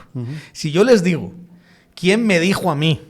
Todos sabemos que la San Martín creció porque él es hijo de Cayo Castillo, que es el fulano que lleva 40 y tantos años 84. Que es Cayo Castillo, que lleva en el IRTRA, y que todos sabemos, y quién me lo dijo, si les digo el nombre del que me lo dijo, se cagan todos, ¿verdad? Porque está muy lejos o sea, vamos a decirlo así, tendría una postura diametralmente opuesta en este debate si estuviese sentado aquí. Pero dijo, no, hombre, es que todos sabemos que eso creció porque se le dieron esos contratos de su papá a su hijo, en una institución pública, y el idiota que se le ocurre decir que es una institución privada. Es que hay que hacer una ley para desterrarlo, ¿verdad?, del país. Tiene que haber una ley para el que defienda que el IRTRA es una institución privada. Sí. Hay que desterrarlo del país. es una institución que se crea por una ley, está financiada por impuestos, y el hecho de que la junta directiva está compuesta por privados y que le dan esa capacidad de invertir en un negocio, vamos a decirlo así, de recreación, con dinero de todos nosotros, ¿verdad? Con dinero de los impuestos de los guatemaltecos, especialmente los impuestos que se derivan del trabajo de los asalariados formales de este país, no le quita su naturaleza pública. Tienen que ser auditados por Contraloría, no son privados. Empezando por ese debate, imagínense lo que nos queda por avanzar. Hay una cosa que a mí me fascina, es que hablen de los políticos siempre frente a los empresarios, y los empresarios son técnicos, ¿no? Pero que se lo apliquen a Cayo Castillo, que lleva 84 años dirigiendo 2 instituciones públicas y que ha sido candidato a vicepresidente del Partido Patriota. No, pero él es un empresario. ¿Cómo no es político alguien que se dedica, que hace política, que ha sido candidato vicepresidencial? Y a mí lo que más me gusta de él es que si te vas a una de las instalaciones del IRTRA, hay una estatua suya como si fuese Walt Disney. Como Walt Disney. ¿Verdad? Pero o Manuel Valdizón, ahí a la entrada de... Escúchame, es una institución pública. No es muy distinto a si hubiese un contralor que hubiese estado 60 años ahí y se hubiese puesto una estatua suya entrando en la institución. Es como si Edgar Hoover, el que fuera 50 años director del FBI, si hubiese puesto una no, mira que hizo cosas ese fulano, pero no se puso una estatua de sí mismo. Porque era el servicio secreto. No. ¿Verdad? Es una cosa grotesca que tiene que ponerse encima de la mesa. Al margen de que luego ya debatamos si funciona bien o funciona bien. Yo tendría varias preguntas sobre el IRTRA, de cuánto dinero se ha invertido de los impuestos y cuál es el resultado, ¿verdad? Y si eso se mantiene, si fuese capital privado. ¿Y por qué toman decisiones rentable, de sacar ¿verdad? A algunos contribuyentes en específico? Pero ese es otro programa. Sí. Esa es otra cosa. Sí, ¿no? Yo tal vez, como creo que ya llevamos bastante tiempo, creo que es útil tener conversaciones en donde analicemos el entorno histórico, pero sobre todo que entremos no en la minuciosidad del comportamiento también, sino en la minuciosidad de las formas institucionales que permiten arreglos que distribuyen el poder de forma diferente, ¿verdad? No es un asunto en el que en el corporativismo pase una cosa y en la ausencia pase otra, sino lo que suele pasar en la realidad de los estados es que conforman diferentes instancias en diferentes momentos para tomar diferentes decisiones que tienen diferentes características.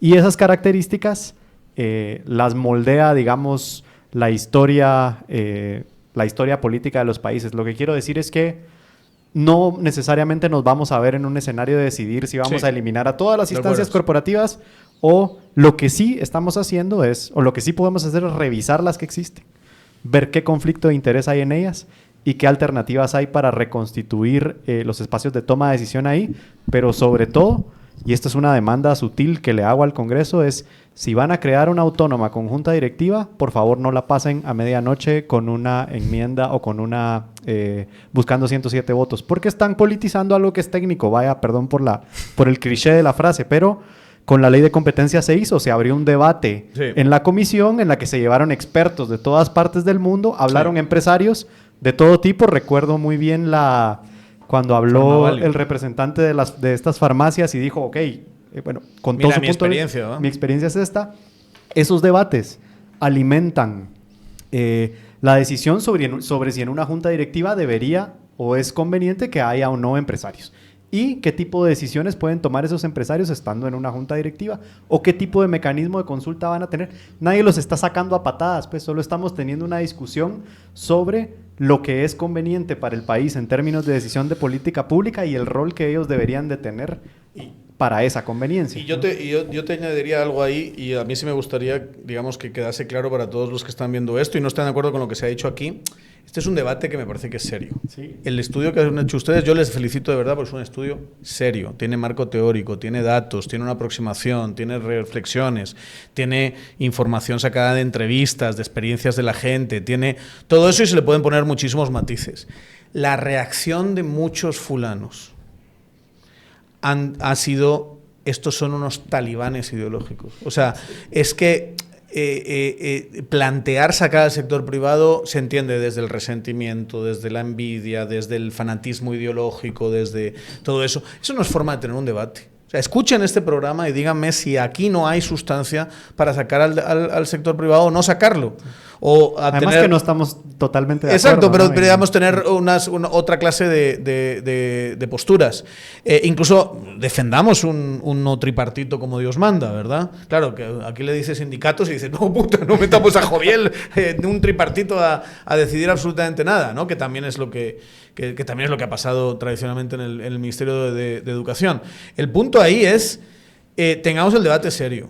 No me digan que porque uno está defendiendo eso es todas esas cosas, desde características personales de resentimiento hasta características macroideológicas de radicalismo y de ser eso. Yo me acuerdo que te decían a ti, eres un talibán, es que es un radicalismo, ¿cómo vas a hacer para sacar? Otro mundo es posible, hay un mundo de verdad donde puedes construir, que está fuera de Guatemala, que es la mayor parte de países del mundo donde esto no pasa. En el que discutir sobre el conflicto de interés en una instancia pública no es algo comunista, o sea, es que es una cosa tan absurda cuando a cada quien como ciudadano le interesa que no haya conflicto de interés en las decisiones que se toman con la plata pública. Es absurdo. Yo, bueno, obviamente ratifico eso y señalo que no hay una sola vía de hacer bien las cosas. Y desde luego esta no es la mejor vía de hacer bien las cosas. Se puede hacer de otras maneras, garantizar la capacidad técnica, la fuerza tecnocrática del Estado, si quieren, de la burocracia, estabilizar los procesos, pero a partir de una burocracia profesional, a la que no se le ha puesto tanto interés precisamente porque los grandes grupos de poder no tienen esa necesidad.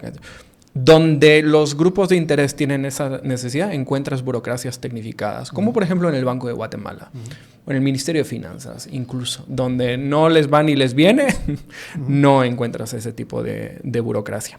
Ahora, quería señalar dos cosas y desvanecer la idea de que creamos que no pueda salir nada bueno de estos lugares. En primer lugar, cada espacio corporativista está atravesado por dinámicas lógicas diferentes. No puedes aplanar todos diciendo en todos pasa de esta manera. Lo que puedes ver es la estructura y las interacciones entre los grupos, pero no puedes decir en el INDE pasa lo mismo que en Pronacom pasa lo mismo que en la Junta Monetaria y que en ANADIE. No, son dinámicas completamente distintas y hay que desgranarlas y examinarlas una a una. Segundo, ¿estamos diciendo que las decisiones del sector privado son siempre malas y en contra del interés de la mayoría? No. No es así. A veces garantizan que los procesos sean mejor. Sí. Nuestro punto es... Yo me puedo imaginar que en alguna decisión es como la voz de la razón, ¿verdad? Casi decir, pucha, pero ¿qué están haciendo? Pasa, incluso por el hecho de ser la memoria institucional, claro, a veces evitan que se violen procesos formales, ¿no? Y a veces es cierto que conocen mejor el entorno. Sí, o que, por ejemplo, al Ministerio de Salud le pueden hacer aportes en materia logística, ¿no? Eso es perfectamente válido. Nuestro cuestionamiento es que para eso no necesariamente tienen que estar ahí, por un lado, y por el otro lado, que cuando se ve que prevalece el interés particular sobre el general es cuando los intereses estratégicos están en juego. No decisioncitas ridículas que no cambian mayor cosa, no decisioncitas que no les afectan a ellos para mal, sino aquellas que ponen en liza decisiones clave para el futuro del país, en las que puede estar enfrentado el interés del gran empresariado con el del pequeño y mediano empresariado o con el de todo el resto del país. Y ahí tener esa mayoría, no en términos de número, pero sí de poder imbricada en las instituciones públicas, es donde les da una ventaja absoluta que hace, que contribuye, no voy a decir que hace por sí mismo, pero que contribuye a que este país no avance. Sí. Yo tal vez no sacaría de la mesa las decisioncitas y voy a poner un ejemplo un poco absurdo, pero no es lo mismo que en una mesa como, no sé, la junta directiva del ICS, venga un empresario y te diga, yo conozco bien el mercado de medicinas. Y entonces lo que tenemos que hacer es buscar una empresa danesa que produce esta pastilla más barata. Yo lo conozco y ese es mi aporte. Yo voy a decir cómo comprar mejor para los usuarios del ICS. A que venga un empresario y te diga, no mucha, aquí le compramos a este grupo empresarial, y no me importa si es más, o sea, y llega a presionar y a seducir a los otros miembros de la mesa para que le compren a cierto. Es el mismo juego, ¿verdad? Las reglas están puestas para para que pase cualquiera de esas dos cosas. Y cualquier cosa que esté en medio, quién sabe qué es, pero hay posibilidad para que esas dos cosas ocurran bajo las mismas reglas del juego. Quizá, ¿cuál es más frecuente que suceda en el entorno guatemalteco? Lo dejo como una pregunta abierta. Y en ese caso, digamos que has puesto de leaks, yo creo que el presidente tiene mucho poder, digamos. Y su junta directiva no tanto, y así es como ha funcionado. Pero creo que un tema que se nos ha quedado en el tintero, pero que también merece mucho la pena de lo que ustedes han trabajado, es el tema de la información. Es que aunque estés ahí, aunque pierdas todas las votaciones, estás ahí, tienes información que otros no tienen. Y eso te da una ventaja, lo mencionó Enrique, pero se puede explicar con mucha más profundidad, te da una ventaja frente a otros. Y es así. O sea, es que no tiene o tú o gente que conoces o gente con la que tienes banqueros intereses. En la Junta Monetaria, banqueros en la Junta del CHN recibiendo los estudios hechos. ¿Sabes cuándo una institución pública va a salir a comprar y en las condiciones en las que va a comprar antes que el resto del mundo? Y una vez volviendo a los argumentos liberales, si tú tienes un mercado determinado, tienes aquí estos grandotes que son un club de todo y mucha, o sea, aunque seas Mario López de Tigo, no te meten en ese club del CACIF. No es así, no llegas y ganas elecciones y convences gente y es representativo y cambia el poder. Mentira, son los mismos puñetos de siempre que se giran en sus presidencias, pero es un acuerdo complejo, fragmentado, etcétera, etcétera, pero no deja de ser la misma gente. Por muy grande que seas, no tienes entrada ahí. Pero tú eres un empresario y quieres competir contra una serie de empresas. ¿Ustedes creen que les conviene que esas empresas con las que estás compitiendo tienen representación concretas? Unas empresas tienen influencia concreta en toma de decisiones del Estado. Para el empresario que está compitiendo no es lo ideal. Y cuando ustedes vean este programa, casi seguro ya tendremos, o estará, si lo ven de los primercitos, en ese mismo momento se estará votando el tema de Con Nadie y A Nadie, que son los peores nombres de la historia de la humanidad. Yo sí pediría que alguien cambie los acrónimos para que medio sea otra cosa y que no sea A Nadie y Con Nadie. Falta Don Nadie. Y Don Nadie, sería lo que nos queda. Pero ¿va a haber representación del CACIF? Podría ser contigo. Con otras implicaciones lo de contigo, pero por cierto que también tenemos que hablar de Tigo y cómo ya es un hecho clarísimo y latente y patente y reconocido por la propia empresa que pagaron diputados en el Congreso y muchas otras cosas porque pagaron una multa de eso, pero para otro programa. Y tanto que atacaron y tanto que pelearon y tanto que denunciaron a algunas personas incluso por haber hablado de lo que pasó en ese momento, en lo que se conoció como caso Tigo o caso subordenación del Ejecutivo al Legislativo. Pero en cualquier caso, vamos a tener a CACIF y a Cámara de Construcción en una mesa seguro. En el Consejo. De alianzas público-privadas. Van a estar ahí. Entonces, aquí lo que se está haciendo, y a mí me encantan estos debates y me encanta que haya pasado esto, porque lo que pone es un tema central encima de la mesa. Hay otra forma de construir instituciones. ¿Por qué tachar de radical o lo que sea al que pone ese debate encima de la mesa? Pongámoslo, hablemos abiertamente, pero hablemos bien, no diciéndome, tío, lo que pasa es que tienes envidia con la gente que tiene dinero. Sí. Pues no.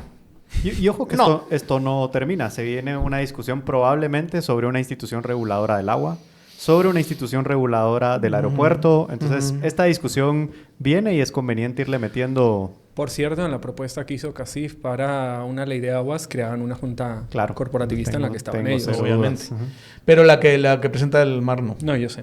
No es así. Y yo creo que esa tensión donde se presentan otras opciones es la que hay que poner encima de la mesa. Exacto. Y de verdad, esa idea de que el regulador esté en el mismo, o sea, tomando decisiones y luego afectando esas decisiones, no funciona. No funciona así en ninguna parte del mundo.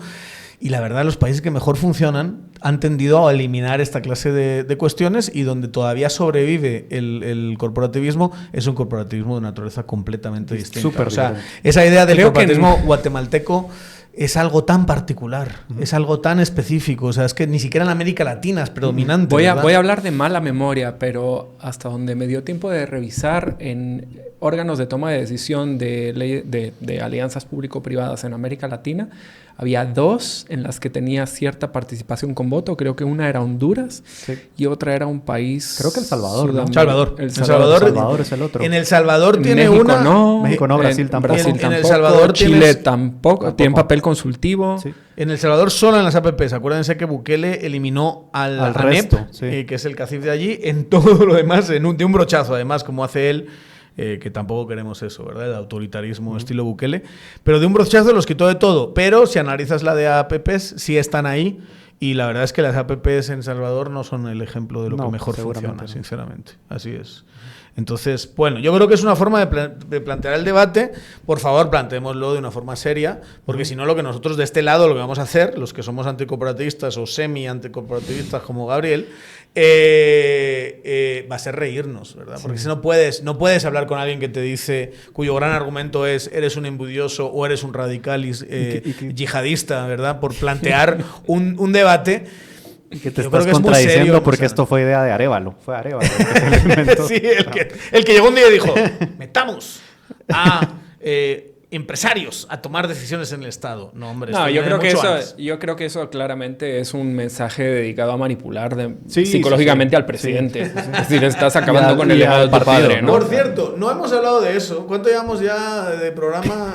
6 horas y media. Que llevamos bastante tiempo, ¿va? Pero vamos 3 programas. A mí me dijeron que apartara la tarde. Hacemos programas más cortos, como ustedes bien saben. Hora y media es casi lo máximo que tenemos, pero solo decir una cosa. En medio de todo esto, no hemos hablado de la tensión entre Raíces Semilla, ¿verdad? Entre si quieres, Samuel Pérez y el presidente Arévalo. Pero a mí me llama mucho la atención que salga alguien como Jonathan Mencos a decir simplemente argumentos como es importante que esté el sector privado presente con nadie. Y ahí queda la cuestión. Y José Carlos Sanabria, diputado de Semilla, hace lo mismo. En un tuit dice, como bien dijo aquel, es importante. ¿Por qué es importante? O sea, pongámonos encima de la mesa. O sea, yo quiero marco teórico, yo quiero... Es importante y Sanabria ha insistido sobremanera en que es parte de un conjunto de acuerdos para garantizar la gobernabilidad y una agenda legislativa. Con quien se ha negociado que CACIF tiene que estar en... O sea, ¿quiénes son los diputados que dicen, mira, mucha, o le dan poder al CACIF o nos vamos de la mesa? En el mejor de los casos, los diputados. En el peor, ni siquiera diputados es con quien se ha negociado eso. Sí, y esa es otra cosa de decir, porque claramente se están comiendo un sapo, José Carlos lo sabe, el presidente lo sabe, Jonathan Mencos lo sabe. O sea, se están comiendo un sapo porque ellos no quisieran tener que votar esto, tener que plantear estas cosas, no se lo creen ni ellos, ¿verdad? O sea, Jonathan Mencos no se cree que él toda la vida ha querido tener al CACIF en esos espacios.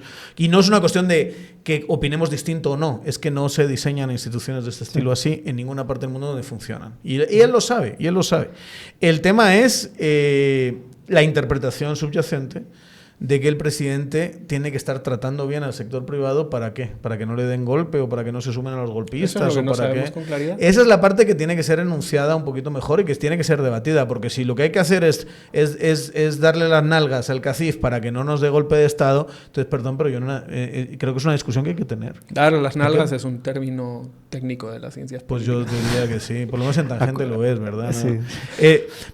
Eso es, digamos, parte de lo que decía aquí, que del estudio de los hitos históricos de la constitución de estas instancias, en donde los momentos de tensión democrática es donde hay que hacerle concesiones o no concesión. Bueno, ¿en qué momento de tensión democrática estamos? Porque no lo tengo...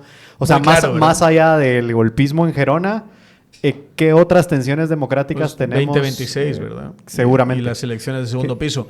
En cualquier caso, bueno, pongámoslo encima de la mesa, transparentémoslos. Yo creo que es una idea bien equivocada pensar que tienes que darle el culo a CACIF, pues si no te gusta dar las nalgas, démosle el culo, para que todo salga bien, ¿verdad? En ese proceso. Yo no creo que eso sea así. Y yo insisto, está bien, pero no lo hagamos a absolutas oscuras. O sea, hay que sostener un debate sustantivo en la comisión que todos podamos ver. Escuchemos a 200 expertos a favor y 200 en contra.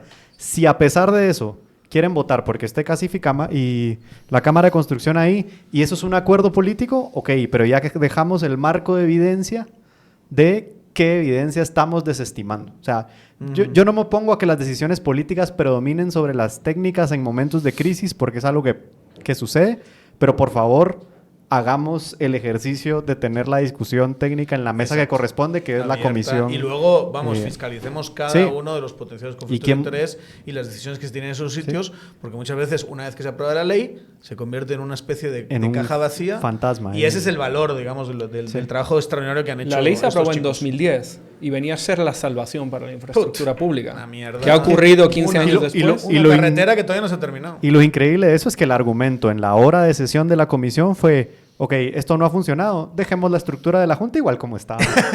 Que eso es otra cosa, ¿verdad? O quitemos más a gente del Estado, lo cual también esa era la otra. Esa era la otra. Es aún más delirante, mucha. Y ahora sí, solo no tengo una cosa. Y ahí sí nos tenemos que ir. Descaraos hijos de la Gran Bretaña. Ustedes, los que acusan de radical a el presidente Arévalo. Yo soy un firme creyente en la bondad de este presidente. Yo sigo pensando que este presidente es un presidente decente, que no está hueveando, que no es una persona cruel, que no es mala. Pero para mí les da unas concesiones, hijos de la Gran Bretaña, como no se ha visto en la vida. Que planteen que este es radical y que ustedes viven bajo el yugo del socialismo del siglo XXI, les hace unos descarados deshonestos de primer orden.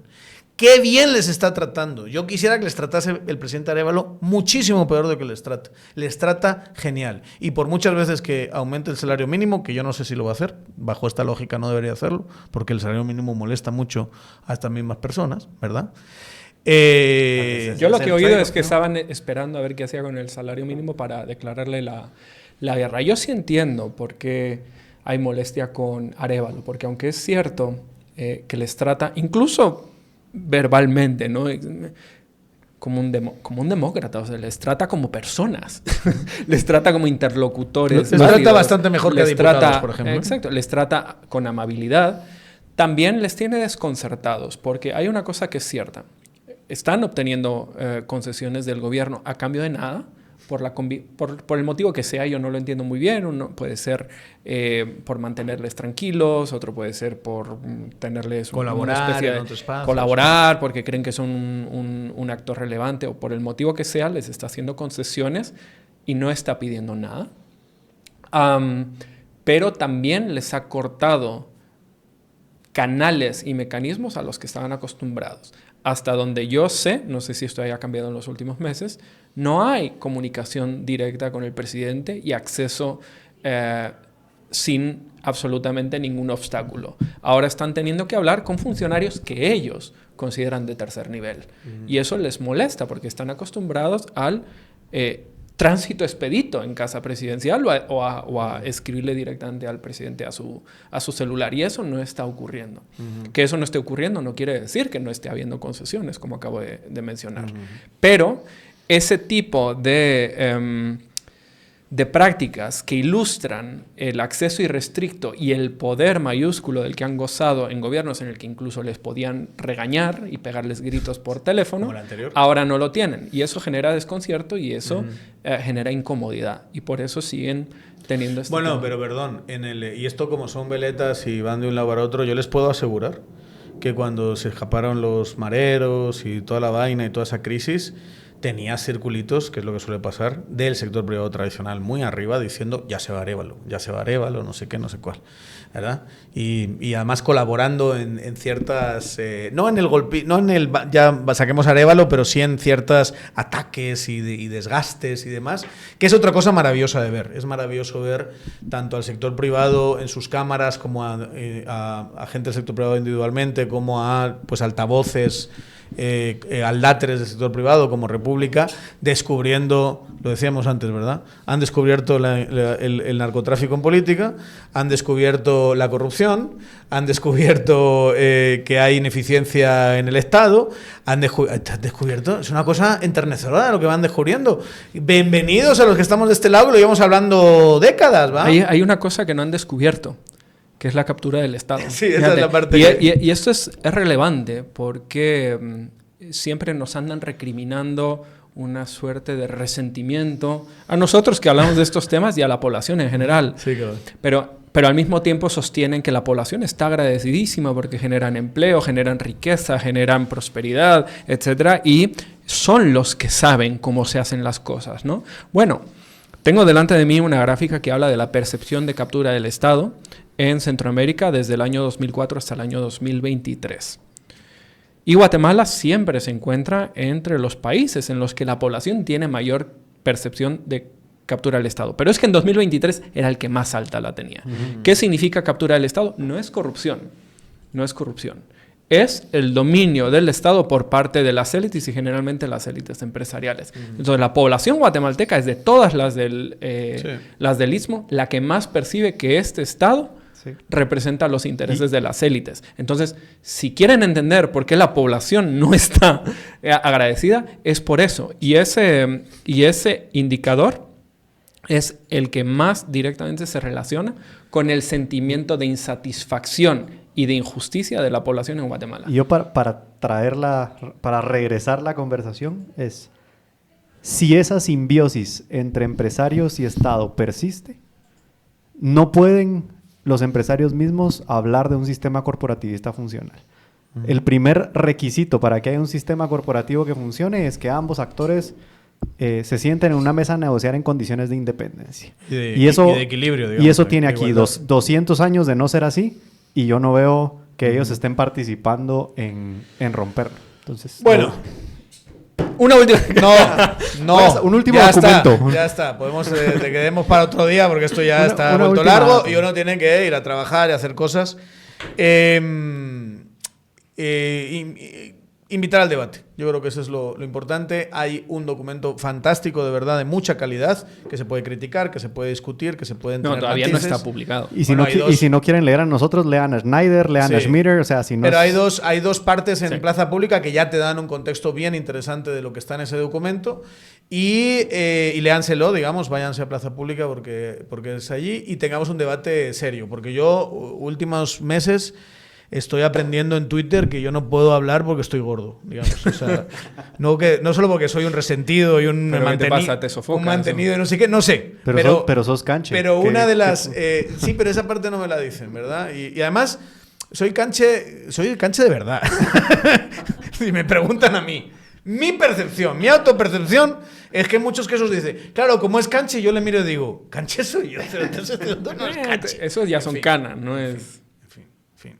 Mi tez blanca y mis ojos claros. Eso es a lo que me estoy refiriendo. Pero en cualquier caso, claro, decir que eres una especie de larva inmunda y que no puedes opinar de esos temas porque no es una forma de empezar bien el debate. Y aquí estamos para tener ese debate. Si alguien quiere llegar con marcos teóricos, con esta idea de equilibrio y demás, que los hay. Creo que podemos tener una conversación, pero no me vengas porque como son público-privadas, tiene que estar el sector privado. Muchas gracias, Enrique. Muchas gracias, Gabriel.